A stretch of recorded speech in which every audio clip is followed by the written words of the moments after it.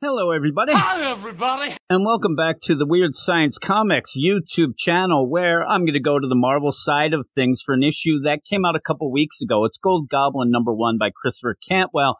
And we'll see if this issue is good, and we'll also see if it's necessary, and maybe it's kind of a combo, but maybe it ruins something that I was actually enjoying elsewhere. We'll get into it, but before we do that, please like this video, subscribe to the channel, and please let me know what you think of this issue in the comments below. Gold Goblin #1 is written by Christopher Cantwell with art by Lan Medina, colors by Antonio Fabella, and letters by VC's Joe Sabino. And while it is a #1 issue, there is a recap page, and I will read you that recap because a bunch of things led to this #1. Norman Osborn has been cleaning up his act.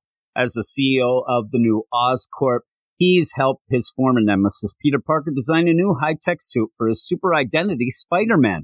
Spoilers, I mean, really. He even gave the down-on-his-luck Peter a job so that the hero could keep an eye on Norman and keep him from going back down the dark path he'd been saved from.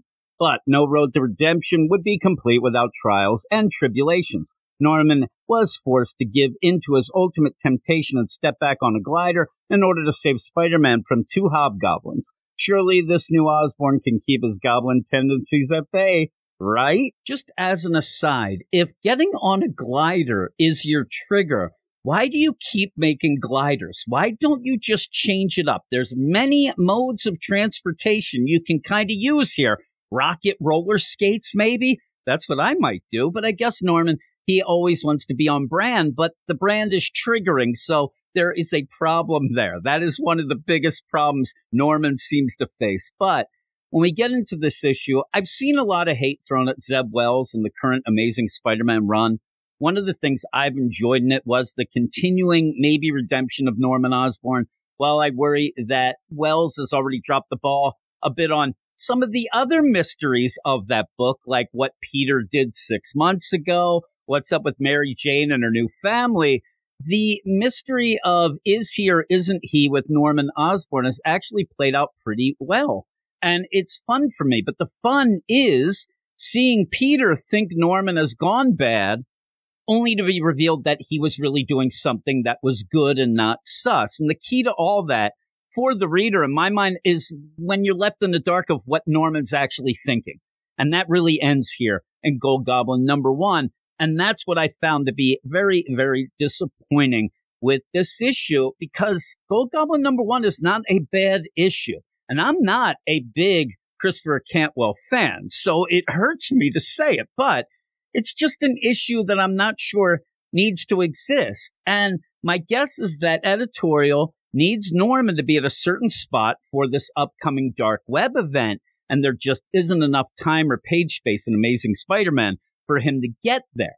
So Christopher Cantwell shows up to show us that Norman is constantly tormented by what he did as Green Goblin, and even has a William Dafoe-esque Goblin of the Mind taunting him. And the big play is he ended up getting his sins taken away by a Sin Eater in Nick Spencer's run.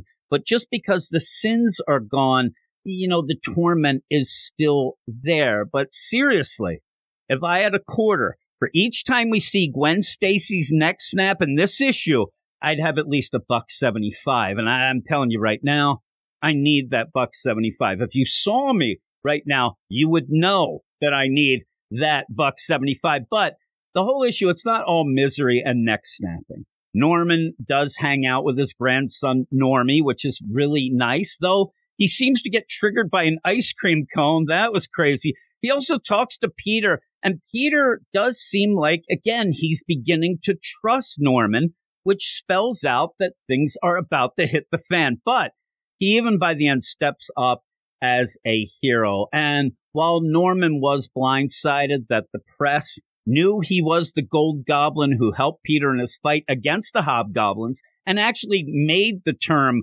Gold Goblin, which again pisses Norman off, he's almost gleeful when he actually gets to go up against the new Jack-o'-lantern.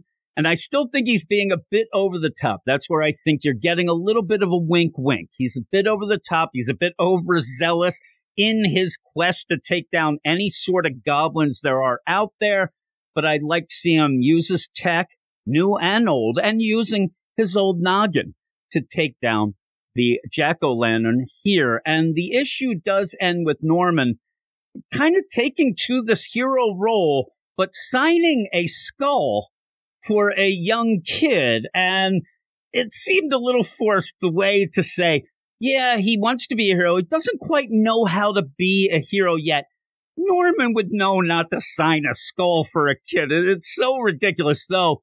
It did make me laugh. It did make me laugh. So that's there. I can't, bust on it too much. But while I still wish the mystery of whether Norman is really good or not, and it could have played out more in the Amazing Spider-Man book, it could have lasted a bit longer. I was having a lot of fun with that. Christopher Cantwell does a good job here pushing things forward.